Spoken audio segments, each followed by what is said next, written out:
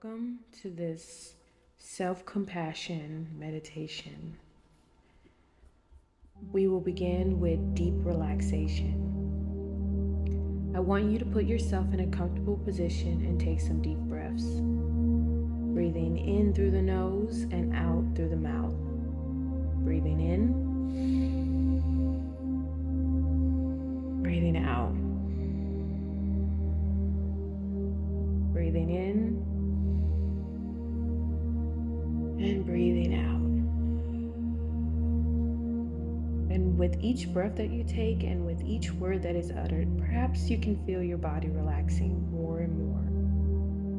I wonder if you can imagine yourself standing underneath the waterfall of relaxation, just feeling the relaxing feeling flowing all the way down your body, all the way down from the top of your head to the tips of your toes, soothing, calming, relaxation, easing away any and all tension, making you feel good, making you feel comfortable, making you feel so relaxed. It is a wonderful feeling to be relaxed and quite perfect to be here right now, enjoying this calming and soothing experience. You're now feeling very relaxed. You are aware of your body and the weight of your body. Perhaps you can even feel yourself sinking deep down into the mattress or the chair or wherever that is that's supporting you. Your mind is in complete control of your body, including your muscles. So focus your attention on your feet and your toes. There's an energy moving into the soles of your feet, and that energy is relaxing all the muscles in your feet and in your toes. Feel the muscles relax now. That energy is moving up into your calves. And as it moves, both of your calf muscles become quite loose and relaxed. Feel your calf muscles now. The energy is moving into your thigh muscles, causing them to simply let go and become loose. Now that relaxing energy is moving into your hips and in the groin, and the muscles there are also unwinding and becoming loose and relaxed. And now that energy flows into your buttocks, and those muscles are relaxing as well. Feel the energy moving now into your abdominal muscles, waist and lower back. As it does, all the muscles there are bathed in relaxing energy, which causes them to unwind like rubber band, letting go. And if your mind is beginning to wander now, then that is okay. It just means you're relaxing and letting go.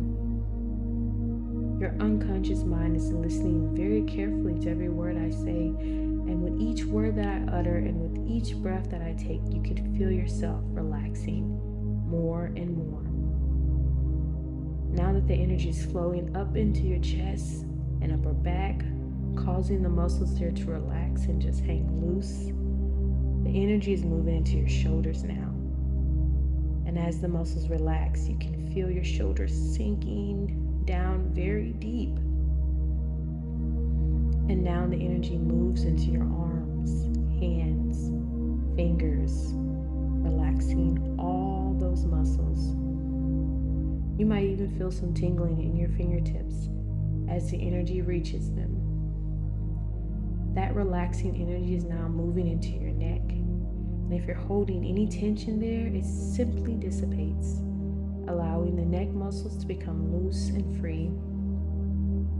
The energy is now moving into your head, causing the muscles on your scalp and around your ears to unwind.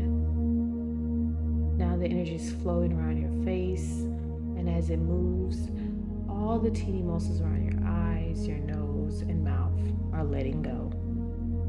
Your jaw relaxes as you allow a little space between the teeth. Even the tongue begins to relax. Your entire body is now totally relaxed, and your body feels as limp as a rag. You're feeling drowsy and comfortable and safe and secure. The energy is still in you and is now flowing through the top of your head and is moving towards your feet. As it reaches your feet, Your entire body is enveloped in a warm cocoon of energy that protects you from any negative influences. You're very relaxed now and very sleepy. You may hear sounds in your environment, but unless there's something that needs your immediate attention, you can remain totally relaxed.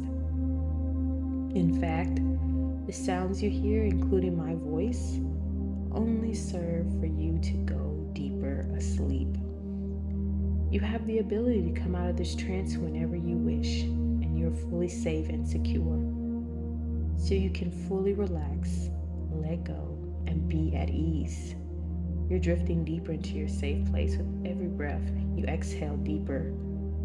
And now your subconscious is wide awake and listening to my every word. You are listening to me today because you recognize that in the past, you have been very hard on yourself and would like to develop more self-compassion. There have been many times when, after doing or saying something silly, you judged or questioned yourself. Almost immediately, or perhaps sometime afterwards, deciding that you must be a bad person for thinking or reacting in the way that you did. Deep down, you know that if a friend had said or done the same thing, you would have reacted more kindly and told them that it really didn't matter, and then not giving whatever it was a second thought. You always seem to be much harder on yourself than you would be with someone else, and this is the reaction that you have decided to put right. But we live in a competitive world where it always seems that you need to be better, smarter, faster than the others around you.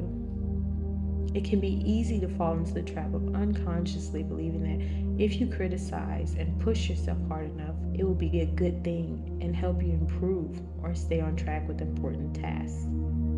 However, researchers who study self-criticism and self-compassion say it is a myth that beating yourself up or chasing yourself with harsh thoughts will keep you accountable and prevent you from being lazy or self-indulgent. If you're frequently saying unkind things to yourself about yourself, it is highly likely that your mental health will suffer, and instead you will sabotage any efforts to do or perform better in life. Developing a genuine self-compassion is a much kinder approach, and it makes you feel better. How you talk to yourself can be a combination of genetic tendencies and environmental influences. Some of us have brains that are hardwired to be harshly self-critical, or our families, friends, or larger society teach us that self-criticism will make us a better person, and so we enter a vicious cycle and learn to repeat the process and do it even more as we grow up. Fortunately, you can protect yourself against genetic and socially induced tendencies towards destructive self-criticism by using your wonderful, creative, and subconscious mind. The human mind is a highly sophisticated computer, far more technically advanced and incredible than any man-made device. In fact, it is estimated that there are approximately 86 billion neurons in the human brain.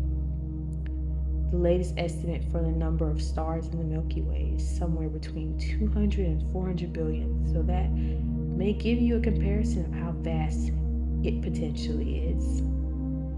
The universe contains organized structures on all different scales, from small systems like the Earth and our solar system to galaxies that contain trillions of stars, and finally extremely large structures that contain billions of galaxies. The complex web of neurons inside of our brain looks strangely similar to the cosmic network of galaxies.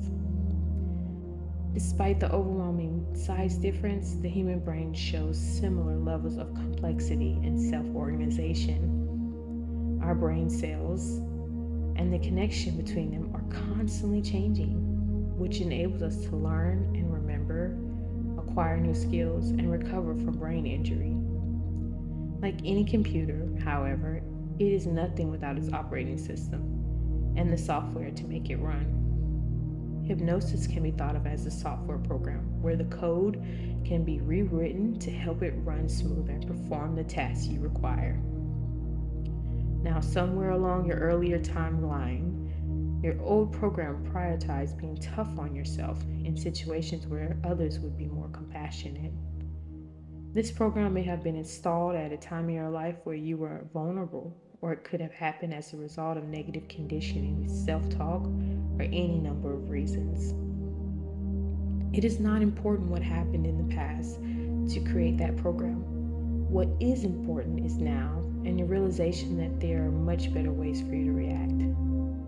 Today, you can overwrite the old program, install a new one, and write it to prioritize love and compassion towards yourself. Changing lifelong patterns can take a little effort and a little time, but it will be well worth it when you learn how much better you can feel and when you can act like a supportive friend to yourself instead of your own worst enemy. Self-hypnosis is going to help you change your program to be kinder and more understanding towards yourself. And you will use hypnosis anytime you wish, especially in the unlikely event that you notice your thinking beginning to fall again into self-criticism patterns. So go deeper into hypnosis and be aware of how comfortably relaxed and safe you are as you continue to listen to my voice. That's good. You're doing so well. And now that you're relaxed and in a comfortable state, I want you to think about the area of your life that usually causes you to feel upset. I'll talk about two of the most common ones, but if these don't apply to you, please feel free to substitute them with ones that do. The first is making a mistake. Maybe you occasionally say things that is incorrect, or perhaps you failed in the past at something important to you, at work or in a personal relationship. As soon as you realize your error, you start to criticize yourself for making that mistake. Does that sound familiar? If so, allow your unconscious to help you reprogram how you react to making a mistake. As I say each statement, picture the statement floating in the air around you in a speech bubble or a word cloud. Then turn my words into a beautiful purple mist that surrounds you with healing purple light, or a light of any color that your unconscious mind associates with healing. I'm learning and growing, so if I didn't do something perfectly well, I accept that I can do better next time. As the wonderful human being that I am, I recognize that none of us is perfect, and making mistakes is the way that we learn. If I feel upset about making a mistake, I can observe my emotions and just let them be. Having emotions is perfectly acceptable, means that I'm a normal human being. That's good. Now let yourself sink deeper into the relaxation by focusing on your feet, your legs, and then the middle of your body and your arms, especially your jaw and face. Let any tension you're holding drift away. You're doing so well. The second area for your unconscious mind to change is the feeling of regret that you carry with you after the event. Regret about past decisions that are too late to change.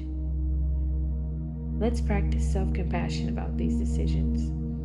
Again, as I say each statement, picture the statement floating in the air around you as a word cloud or in a speech bubble, and then turn them into a beautiful, colorful mist that surrounds you and increase your feeling of safety and comfort. I made a decision with the best information I had at the time. Living a long life means there's more time to experience regret, but I am grateful to be on the planet and have this opportunity to reflect on my past decisions. I can let myself feel some sadness, but as long as I'm alive, I can make new decisions in any area where I feel compelled and have an opportunity.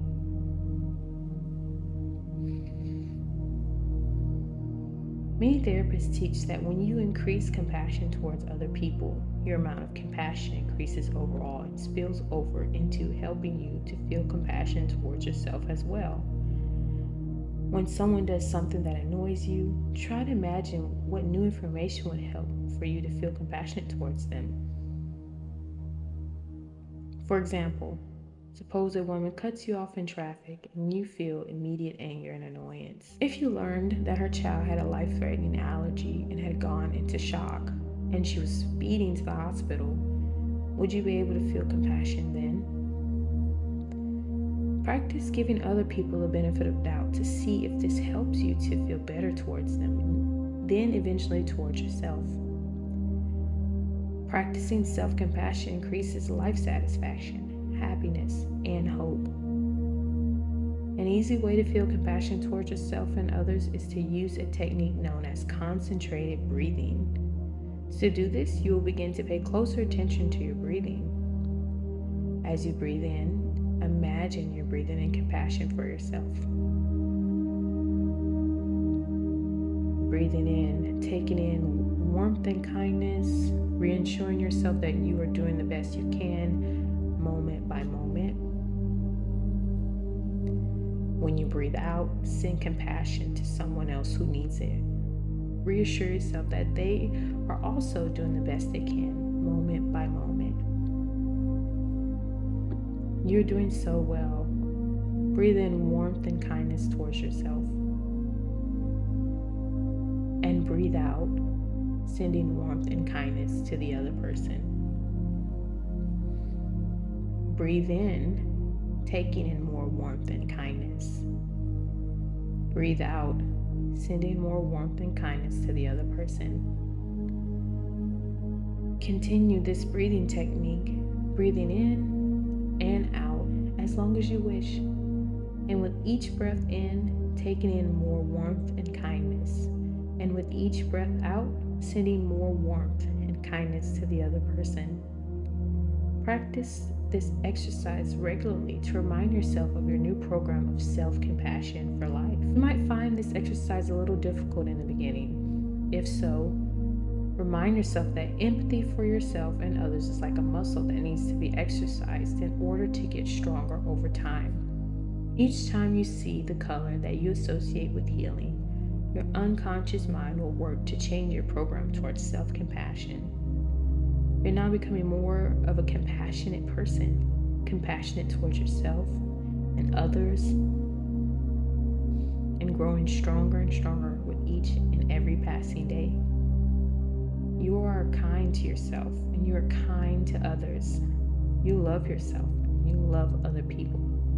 People like you because you like them, and you respect other people and you respect yourself. You are a kind and compassionate human being, and deep inside, something has softened in you, and you already feel much calmer, happier, and more content. And these suggestions are firmly embedded in your subconscious mind and grow stronger and stronger with each and every day. And every passing moment, you're deciding that self-compassion towards yourself is the way. Very soon, I'm going to count the number from 1 to 5. At the count of 5, you'll be fully alert and refreshed and ready to allow these suggestions to work for you. So if you're ready, let us begin. 1, 2, 3. You're coming back slowly. 4. Your eyelids are beginning to flutter. And 5. You're already feeling much calmer, happier, more compassionate as your eyes fully open. You are wide awake.